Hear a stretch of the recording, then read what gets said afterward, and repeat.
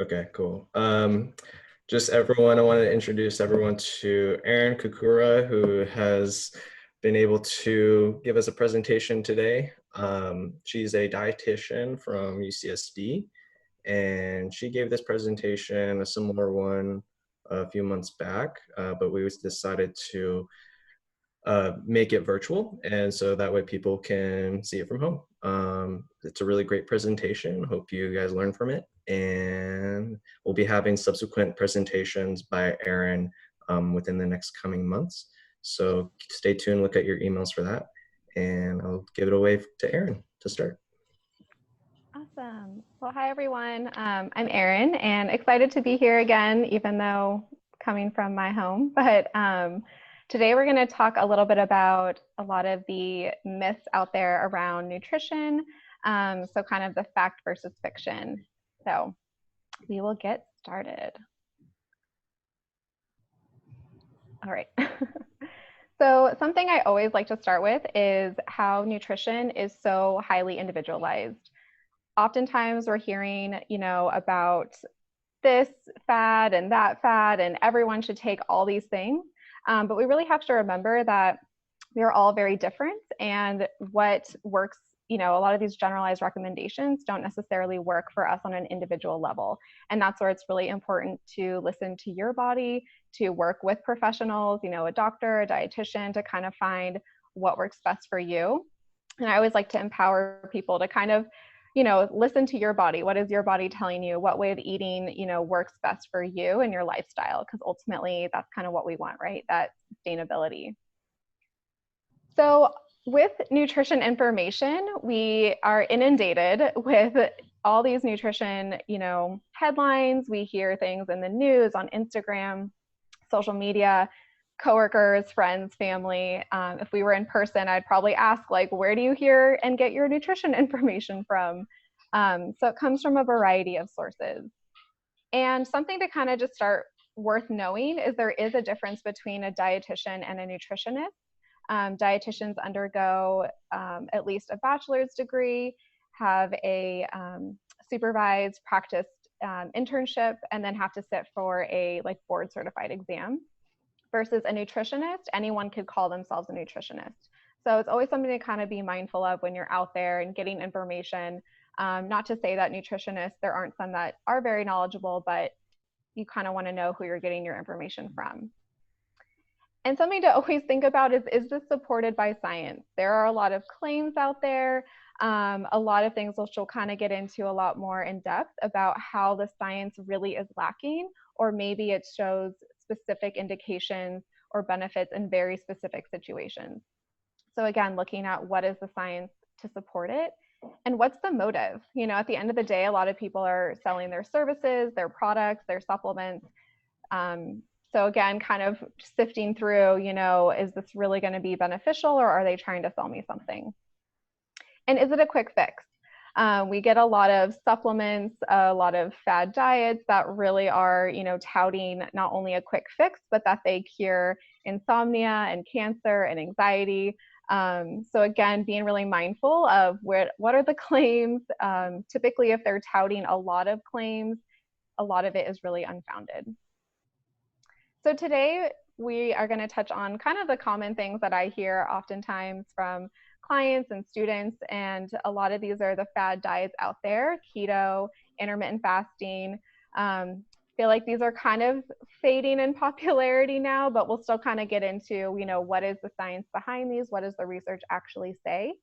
And then we'll talk a little bit about supplements. So there's a lot of supplements out there, specifically probiotics, prebiotics, and then also caffeine.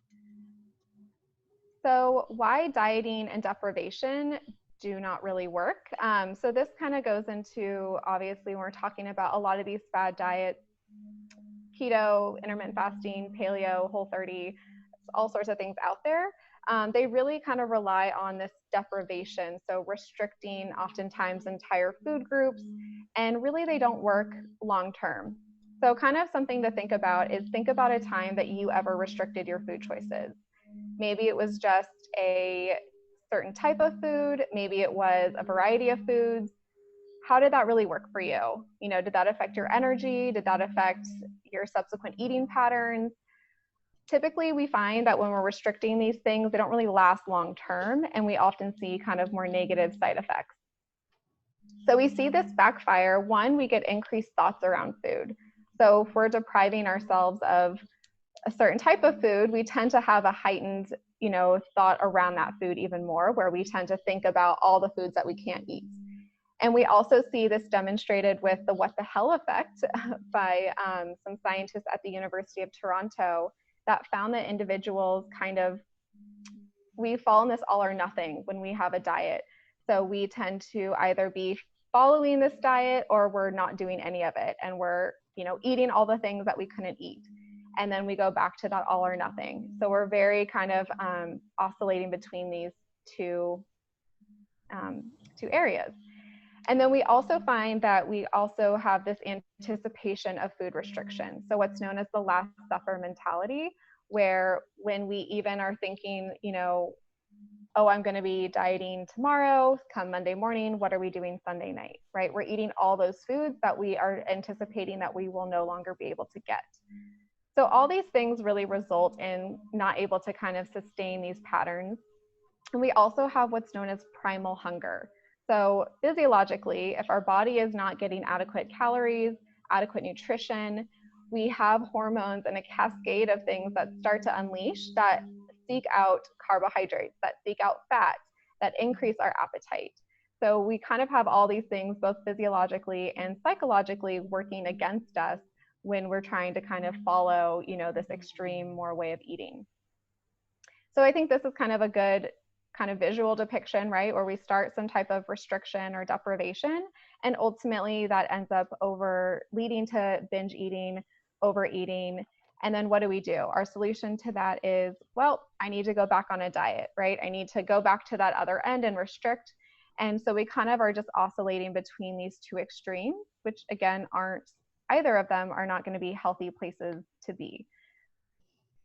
So long term, we see how obviously these restrictive eating patterns are just not sustainable.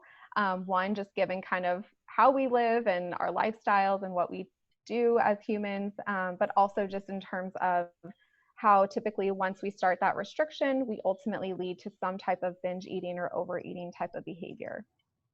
We also now see too a really high correlation between dieting and then subsequent eating disorders. So they're now highly linked, where dieting is now kind of thought of as to be a really high predictor of eating disorders. And then physiologically, we see changes as well. So we see that body shapes actually start to change compared to dieters compared to non-dieters. And dieters actually get kind of worse changes in body composition, where they get more accumulation of fat, and they also get more weight gain over time. So again, not only just the weight piece, but they're actually gaining more fat and having less lean body mass compared to non-dieters. Typically too, if we've ever been on a diet, we know that that adds more stress. Again, psychologically, it's like, what can I eat? What can I eat? Sometimes we're having to spend all this time prepping all these foods to be in this very restrictive place. And so it can add a lot of stress. And then also if you're not eating adequate calories, if you're also lacking specific nutrients, that's going to add physiological stress. And we know stress also is something we are trying to minimize because it can definitely be correlated to inflammation and other types of chronic diseases. And then, as I've kind of mentioned, not only does this take a toll on our physical body, but on our well-being and our kind of thought process as well. We also see individuals that are dieting have typically lower self-esteem, depression, increased food thoughts, which are all can be kind of that leading to worse body confidence, worse self-esteem. And I don't know about you, but if I'm ever in a place where I'm having low self-esteem or confidence, that can also kind of lead to this spiral down, right? Where we might not be wanting to move our bodies in a way that's, going to be conducive for kind of physical activity. Maybe we're not going out with our friends and getting that social connection. We're not kind of getting adequate sleep. So this can kind of erode and lead to kind of worsening in terms of all health behaviors. So kind of going into specifically keto and intermittent fasting, since these are kind of the hot topics more recently, there's a lot of different variations of the keto diet.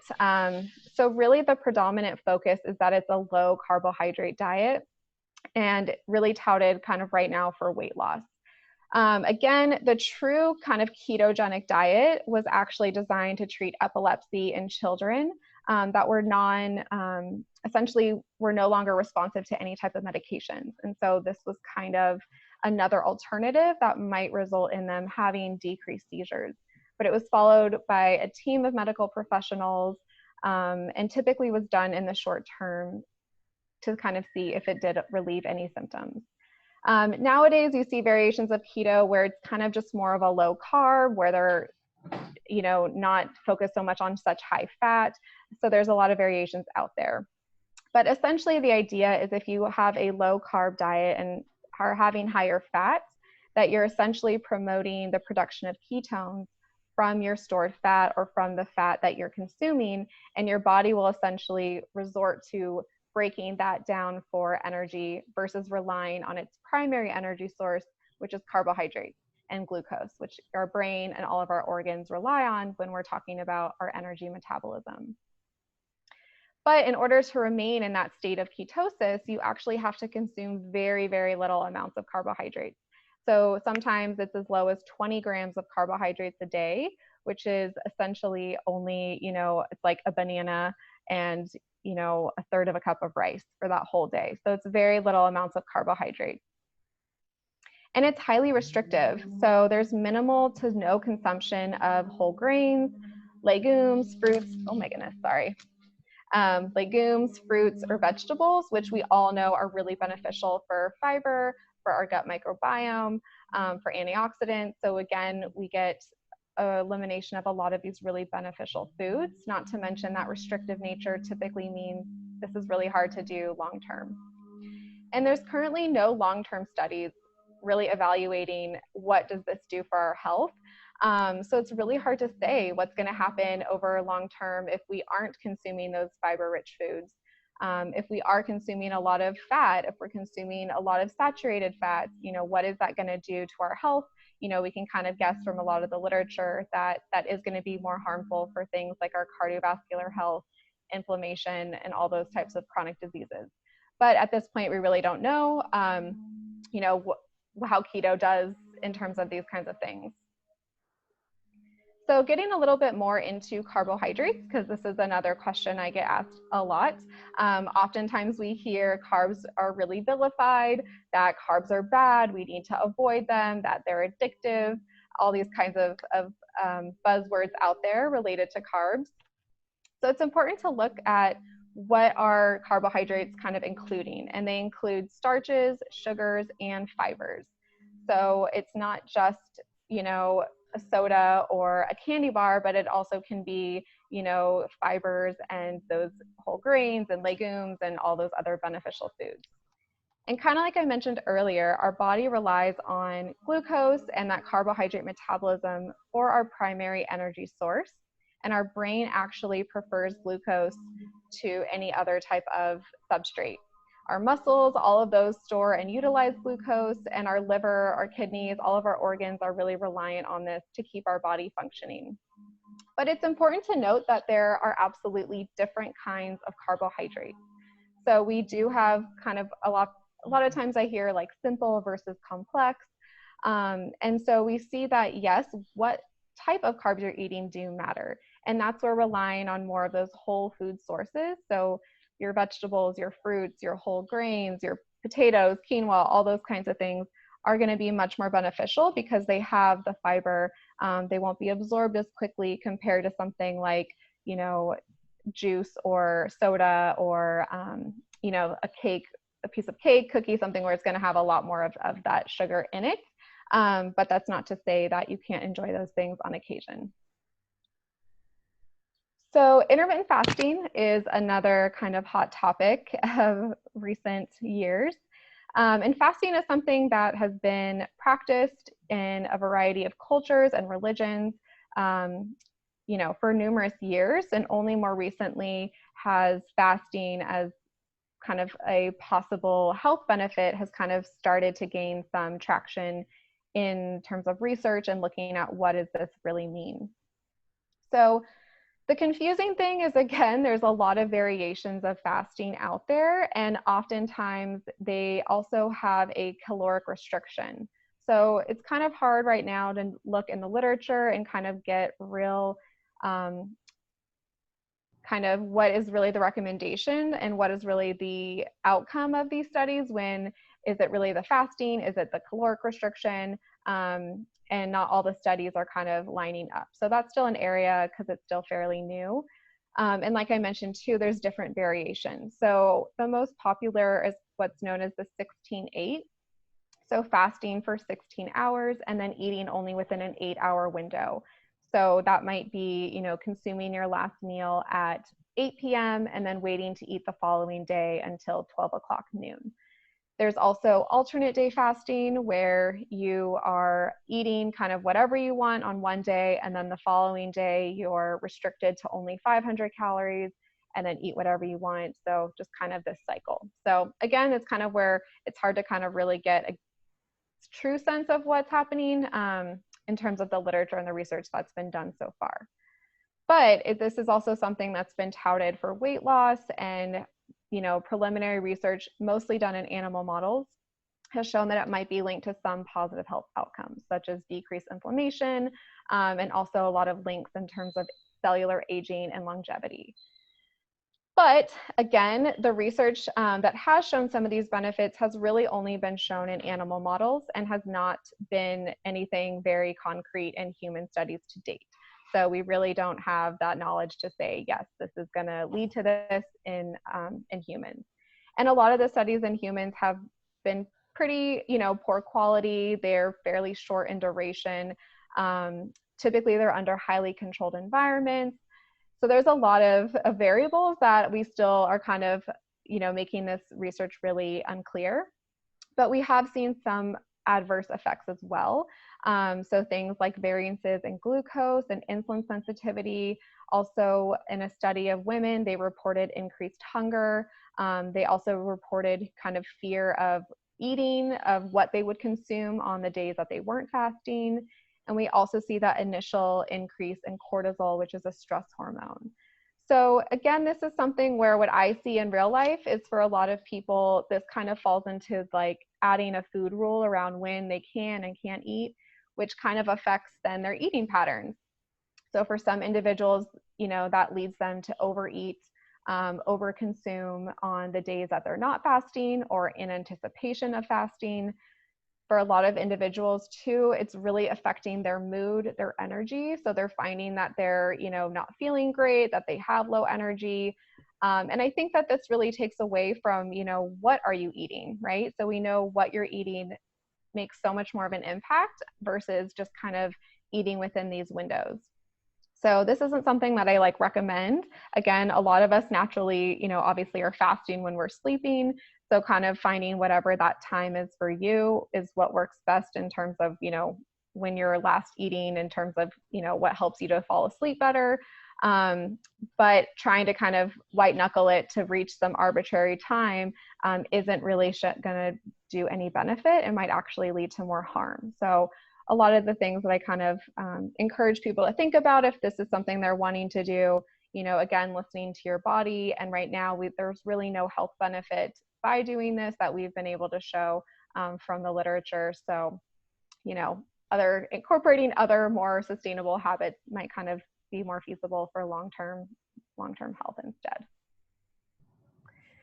So again, kind of segueing from the fasting, a common question I get asked about as well is, well, when should I be eating and how often should I be eating? And there's all this, kind of timing of meals.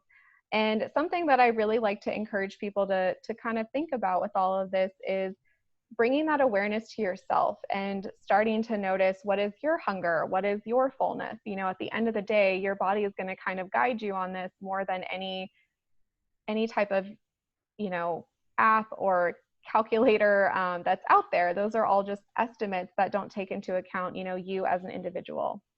So this is what's known as a hunger fullness scale. And as you can see, it kind of varies from, really, really hungry, like I need to eat now, to all the way to uncomfortably full, right? So we see the spectrum. And we also see that there's kind of comfortable hunger and comfortable fullness, but there's also that uncomfortable, ravenous, painfully hungry, uncomfortably full. So kind of starting to maybe notice for you, when am I hungry? When am I typically waiting to eat? How full am I getting? Where am I kind of falling in this can be helpful to kind of guide you and maybe areas that you can start to maybe make some changes. And I bring this up because oftentimes I think we are kind of not as in sync with our hunger cues. If we've been individuals that have dieted a lot, we tend to kind of get very dissociated from our cues. And also just when we're busy, when we're at work, when we're, just doing a lot of other things, it can also be hard to kind of tune into hunger cues. So some other examples of hunger cues, a lot of times we think of the stomach growling, the rumbling, but not everyone gets that. And so you might instead notice that maybe you get a headache when it's been a couple of hours, or maybe you're lacking concentration, maybe you have low energy. I know for me, I definitely get a lot more of that like irritability or just like grouchiness, like hangry is definitely a real thing.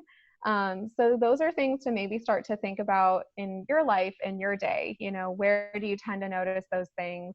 Is it, been a couple hours after you eat? So those might kind of help to guide you into where maybe your hunger really is happening that we're just kind of not really aware of. And kind of what I mentioned earlier, how that dieting kind of backfires again, and I see this happen so often for people, is we're at work, we're busy, we're distracted, we're trying to get everything done. You may or may not also be commuting and driving. Obviously, this was much more true pre-COVID. A lot of us had, longer commutes. And so I see for a lot of individuals going this really long time without eating. And what happens, right? You get home, you're starving, you're like opening up the pantry, the fridge, trying to just grab whatever you can. And this is what's kind of known as that primal hunger. So oftentimes if we wait until we're really, really hungry, we're really ravenous, we tend to kind of compensate by also eating a little bit to that uncomfortably full part and eating too much.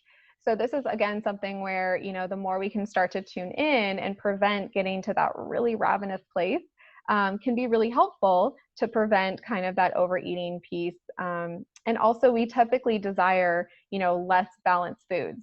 Like, I don't know about you all, but when I'm super hungry, I'm like, I want a burger, I want pizza, right? So again, if we kind of are able to offset that and not wait until we're so hungry, a more balanced type of a meal is actually going to be, kind of what we're in the mood for as well.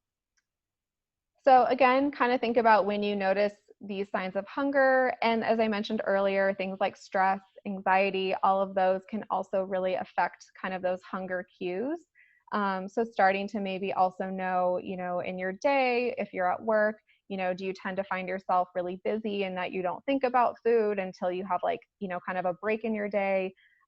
Maybe there's a way to, pack a snack or have something on hand so that way you are able to eat something versus waiting until that break is.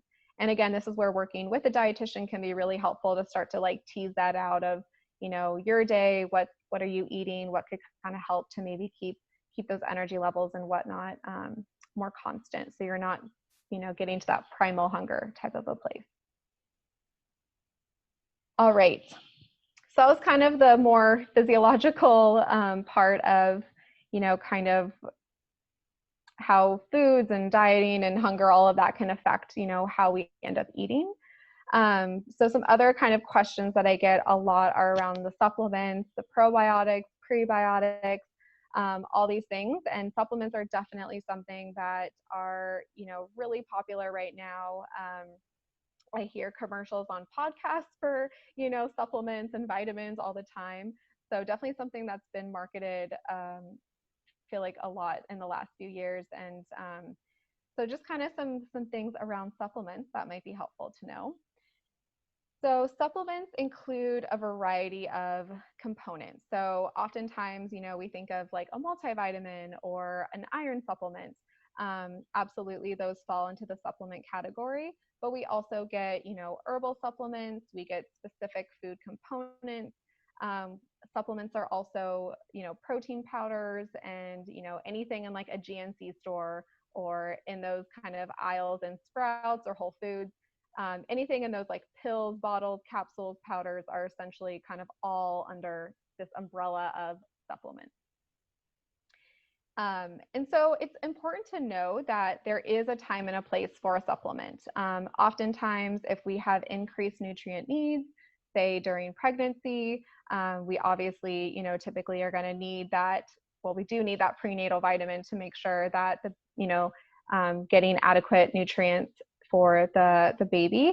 And then we also might find that sometimes we're deficient, iron deficiency, anemia is fairly common, vitamin D deficiency. So again, if we have those increased needs, adding that supplementation is going to be really necessary. And there are definitely specific medical conditions where there is research showing, supplementing with certain types of products are definitely helpful and beneficial. And additionally, for some individuals, they're just not able to, meet their needs from food alone, or they have a malabsorption issue. There's absolutely a time and a place where these are beneficial. But I always like to say, what you eat matters so much more. A supplement is really designed to supplement your diet, right? To kind of get you to that little piece that you can't really get through, your food and everything alone. And so what you eat matters so much more, because oftentimes when we look at, these specific food compounds and in their isolated form, they lose a lot of the kind of benefit that we see in their, kind of more whole-based form. So things like omega-3, we know those are really beneficial. We know they're anti-inflammatory, that they're helpful for a variety of things. But when consumed in a supplement form, we kind of see a lot more of inconclusive results. We see, much more variances in terms of benefits. So what you eat matters so much more, because especially with things like the fruits and vegetables and omega-3s, there's other components in those foods that are also providing a host of benefits and not just that isolated compound. And it's important to know, like I mentioned, what supplements are, what fall under this category. It's really important to know because they are not regulated how our medications are regulated. And essentially, they have a lack of regulation, basically, to put it really bluntly. And essentially, the manufacturer is responsible for ensuring things like accuracy, reliability of these products. So it's really important to use these independent third-party testing, like consumer labs, to evaluate kind of the accuracy of the supplement. So essentially, for a lot of supplements out there, it might say it has a certain amount of products in there or list ingredients, but that's not always what you're actually getting.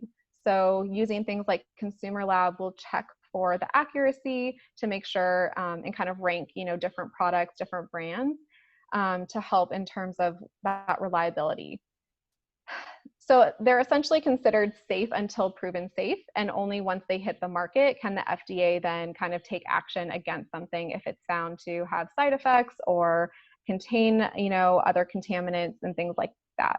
So it's a lot more kind of a gray area in terms of what you're getting versus medications that obviously have a much more rigorous type of regulations in place. And as I mentioned, a lot of the research is a lot more inconclusive when it comes to the beneficial effects. So like I mentioned earlier, omega-3s, when we look at really taking it in a supplement form, we really only see benefit for, very specific populations. And so whereas we know taking omega-3s in general for everyone is going to be much more beneficial. So I recommend if you are adding a supplement, start with one at a time, monitor for any, side effects. They can definitely interact with other medications, with other supplements. They get absorbed very differently than from food. So that's why you kind of just want to be mindful and not just, taking in a ton of supplements at once. I've had people taking like 12 or 15 and they're like complaining of stomach pain, and their doctors are like, you need to, basically do a washout, get rid of everything, because it's just not helpful. And really, supplements are something that you're supposed to take, for a period of time. You're not wanting to kind of take these for months and years on end, especially if there's kind of a specific area. So just something to kind of think about. And like I said, too, protein powders, all of those fall under these as well. So again, you just kind of want to be a little bit more mindful of what you're buying, what is it that the product has. The other thing to note is they can make a lot of claims that don't need to have any scientific evidence that backs them up. There's a lot more kind of freedom with what they can claim. So even though it's going to say great for immune health or bone health, they don't need to have any scientific evidence that backs up that claim. So just some things to be mindful of if you are taking a supplement. And like I said, there's definitely a time and a place, and there definitely are products that do a great job of being accurate and reliable. So you just got to kind of know what you're looking for. All right, so probiotics and prebiotics, these also fall under supplements. And I get questions about these a lot. Obviously, we have our gut microbiome. There's a lot of focus in the last few years and research on how powerful our gut microbiome is. We know that there's, all these microorganisms, all of these bacteria, and that our gut microbiome is really helpful for our immune system. It also synthesizes vitamins, specifically B12 and vitamin K. And we're now seeing too things like how our gut is directly linked to, our brain, how this might have implications for mood, and just other kind of chronic health conditions. So the difference between the prebiotics and the probiotics is prebiotics really are the food for your beneficial bacteria. So within our gut system, we have obviously all these bacteria, and the prebiotics are what those bacteria are going to basically eat up. And that is also what helps to keep them in their more beneficial ratios. They also synthesize, other things that help with like the vitamins, and essentially that helps them to do all of their functions with the immune system and everything. So prebiotics are found in fiber. So this is again why consuming, vegetables and plant foods and whole grains and legumes are really beneficial, because they contain the prebiotics. And specifically in oats, asparagus, onion, garlic, wheat, barley, apples, there's, a few others. These are really high in these prebiotics, but essentially any fiber, is going to have that prebiotic. So again, why it's super helpful to incorporate these kinds of foods. And then probiotics are kind of an interesting piece. So we have that bacteria in our gut, and we know that certain things can cause it to have a dysbiosis, right? Or to get kind of wonky. And so that can be attributed to, certain conditions, to, uses of some medications, to antibiotics, and on what we're eating. And so probiotics are essentially, the definition is essentially when these are administered in adequate amounts, confer a health benefit on a host. So we see probiotics kind of thrown around a lot, but what truly the definition is something that's been studied, where we can say like this amount, will provide this benefit. So there is a lot more research in probiotics, and as we know, our gut has all this bacteria. So there's a lot of different things that we are evaluating, or the researchers are evaluating, to see, what is actually going to cause a benefit and what is the strain specific. What is that going to look like? So the thing to keep in mind is if you're walking, in your Whole Foods or your Sprouts and you see this whole aisle of probiotics, if you just grab one off the shelf, that you need to be kind of mindful with which one you're buying, because we see a strain specific benefit. So when we look at probiotics, they have, a genus, a species, and a strain. And so that is what has been researched to find any positive indicators. So we see some benefits for certain of those strains that are beneficial for antibiotic-associated diarrhea, relief of some IBS symptoms, constipation, and a couple other GI issues. But again, you need to know what is that specific strain for that specific condition, because you might get one and it's for, constipation, and you're looking for one that has antibiotic-associated diarrhea. So again, just you have to kind of be thoughtful with which probiotic is actually going to be helpful for what the benefit is that you're looking for. And as I mentioned too, they fall under supplements. So these again are kind of regulated to the same extent, which is not a whole lot, as what I mentioned in that previous slide. And there are questions around the use of probiotics in individuals that are immunocompromised, because again, if this is affecting our immune system, if we're adding in, bacteria, we don't really know the safety. So that's definitely an area of, continued research and whatnot to kind of evaluate the use in that specific population.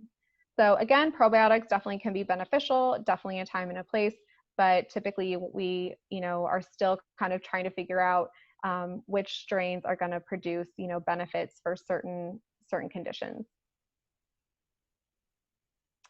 Alrighty, so caffeine. Every time I bring up this slide in person, I always see a lot of individuals are like, "Oh my gosh, what is she going to say about caffeine and coffee?" But I drink coffee too. I love it. So this isn't a thing about you can't have caffeine. But like with all things, I think it's important that we, understand what our body, is kind of telling us, and also what is the research saying in terms of what is kind of beneficial and what's not. So caffeine in general is found in a variety of sources, obviously coffee, but there's definitely caffeine in tea, in matcha tea, or matcha powder, sodas, energy drinks, and chocolate. So we can get it in a variety of sources. There's also caffeine in medications. There's also caffeine in a lot of the like pre-workout supplement powders. So again, you just want to be, kind of mindful of what are all the caffeine sources that you're consuming. And again, like everything, we have an individual sensitivity to caffeine, and we also metabolize it very differently. So even though, there's some individuals that can drink, espresso or coffee after dinner, others of us are a lot more sensitive and, shouldn't, like I know for myself, I don't really consume caffeine after like 3 p.m. because it just doesn't make me feel great, and it definitely affects my sleep. So currently, the USDA recommends that there is a safe consumption of caffeine up to 400 milligrams of caffeine a day. So again, this is kind of considered that safe upper limit, where going above that, typically we see that there's more harmful effects.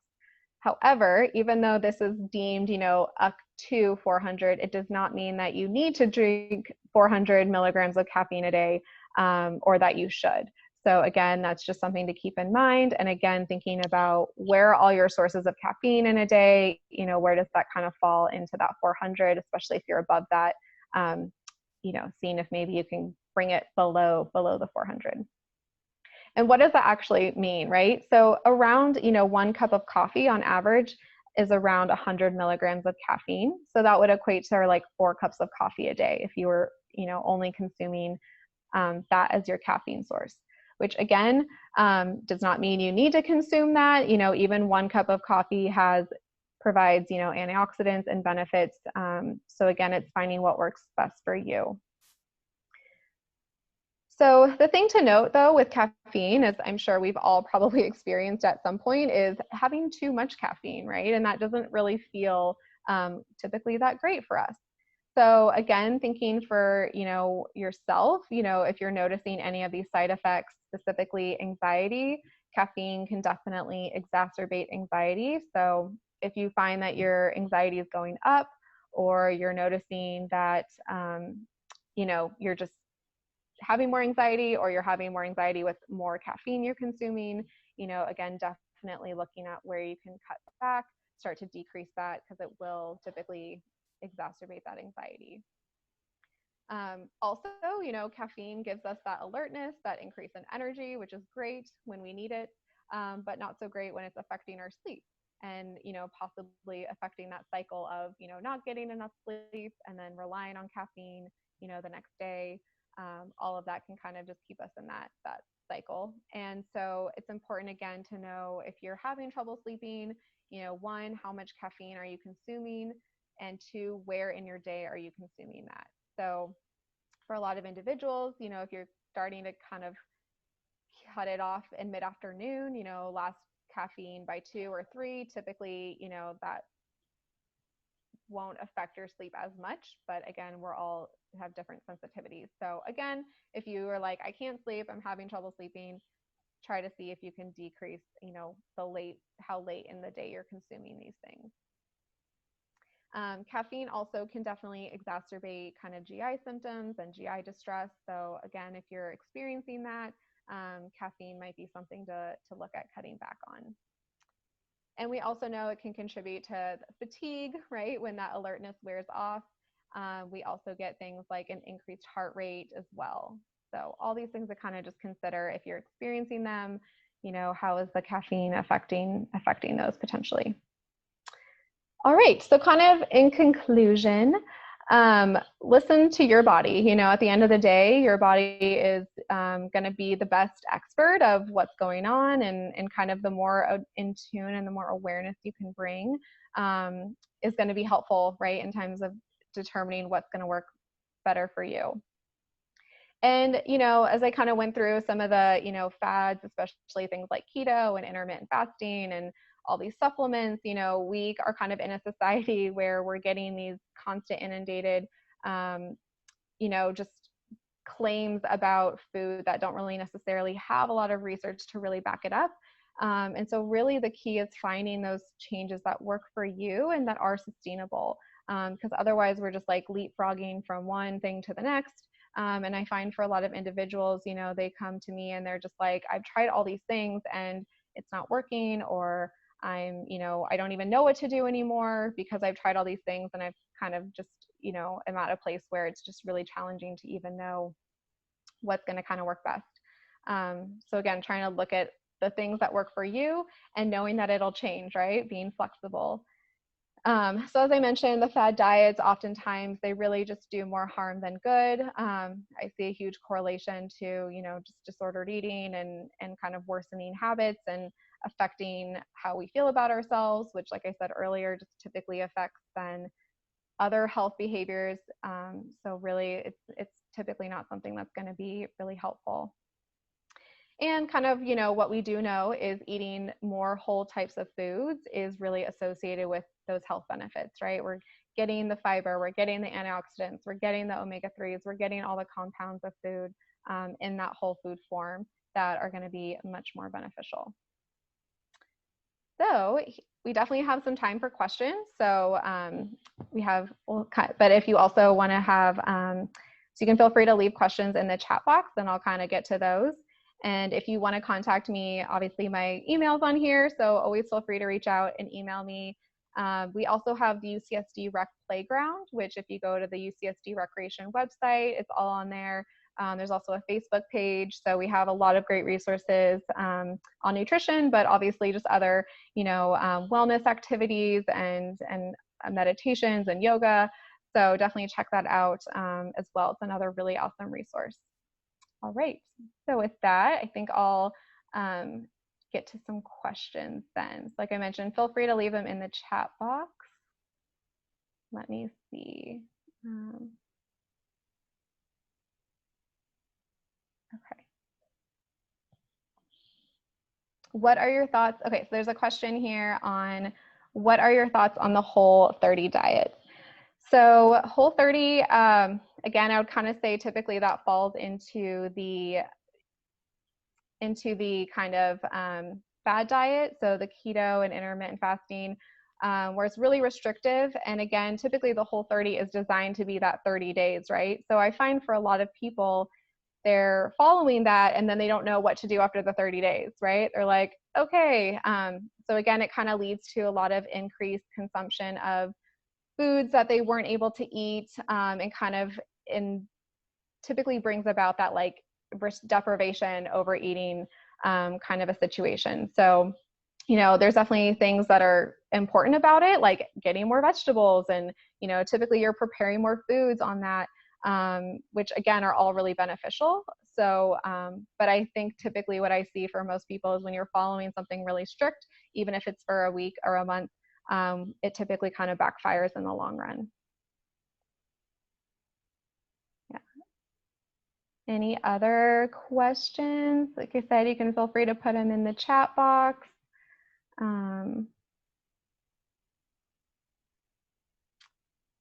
See if there's any other ones. Okay, cool. So there's another question about what kind of diet would you need to sustain in order to gain weight? And this is such a great question. So again, it's gonna really depend, right? So it's gonna depend on the individual, what they're already consuming, and again, what their goals are. If they're trying to gain muscle versus just trying to gain weight because they are underweight. So there's a lot of different nuances with that, and it kind of goes back to um, there's a couple different things about this. So one I'll say is we all also have typically kind of what's known as a set point where our weight kind of naturally will go, and it's a range and it'll fluctuate. But some individuals, right, we all have different body types. And I always like to think about kind of, dogs, that there are different kinds of dogs and they all have different, body types, right? It's the same for all of us as humans. And so some of it too is, yes, we can definitely adjust and do certain things to influence our weight and our composition. But some of it also is just like we all kind of have naturally we have a lot of genetic pieces. But it's not to say you can't still adjust it, but it's going to very depend on the person, what they're doing, their exercise, their sleep, because you need adequate sleep to promote muscle growth. So again, diet is definitely going to affect all those kinds of things. So I think there's also a question about, how does diet affect different body types? And again, it's definitely going to affect, kind of who you are as an individual. What have you already been doing? What are your goals? So that's where working with someone individually can be helpful to kind of try to be like, how do I meet these goals for me and my body and my lifestyle, and all of that. Okay, so another question is, can medication interfere with good nutrition? So again, it's going to depend on the medication. So there are certain medications where they will, you have to, you do have to, supplement with certain things. And they can, depending on when you're consuming food and when you're taking the medication, that's why some medications will say like, don't consume with, certain food products, or don't consume with a meal for a period of time. So again, it's going to really vary on that specific medication. So again, that's where, working with a physician or a dietitian, they can look at, what are the medications? Are there any things that can kind of affect that? But typically what I've seen is oftentimes medications are affecting more of like absorbability of things, or also sometimes they are kind of also using a lot of the nutrients. So then that's where you would need like additional supplementation. It's usually kind of the two things I see with certain medications. Awesome. Any other questions?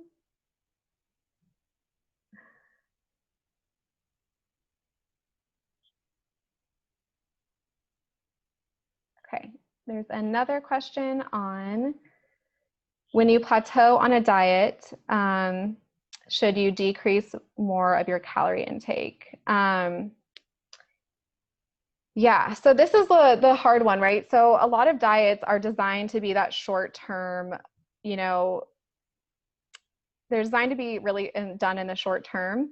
And this is kind of what we see, right? That you go on a diet, you restrict your calories, you see this weight loss, but at some point it plateaus, right? And then it gets harder and harder. And so kind of our instinct is, let me just keep cutting. But our body actually is really smart because it's trying to keep us alive. And our body will actually kind of prevent this from happening by lowering our metabolic rate, and by oftentimes just doing other types of hormonal things to prevent further weight decline. And so that's where we see that when we follow a diet, it kind of might have that initial, 1-2 weeks, maybe 4 weeks, where we see results, we see some weight loss, but then it's not sustainable. And then, continuing to cut calories actually does more harm than good, because our body is going to respond and it's going to start to hold on to and accumulate fat, because it's kind of essentially doing everything to conserve itself. And then we go off of the diet, we tend to eat all these foods, overeat, and that's where we see that greater weight gain in dieters compared to non-dieters. So that's where we find the more we can instill kind of those lifestyle behaviors that are sustainable are going to kind of lead to that long-term benefit, where we are going to see that long-term, conducive to like our lab results and physically, emotionally, just kind of having more benefit overall. Yeah. Any other last minute questions? I know there's a couple more minutes. But like I said, you can always email me, as well, and also check out all the resources at the UCSD Rec Playground. Um, we have a lot of cool summer content going up. It's all, so definitely check those out. Yeah.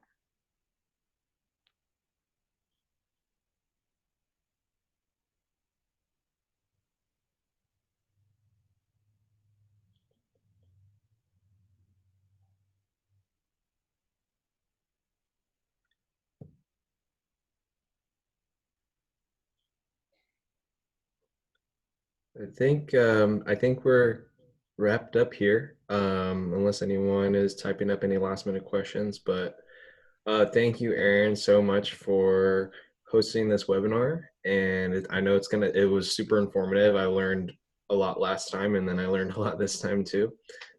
Just want to give you a big shout out for putting on this webinar and helping our patients that will eventually be able to see this. And thank you. Yeah. Thank you all so much for having me. Hope to see you all again in a couple weeks. Great. So we'll go ahead and Thank end the you. meeting here. Hello? Just saying thanks. Sorry. No worries. All right. Thank you. Thanks, everyone. I'm going to go ahead and end the meeting here.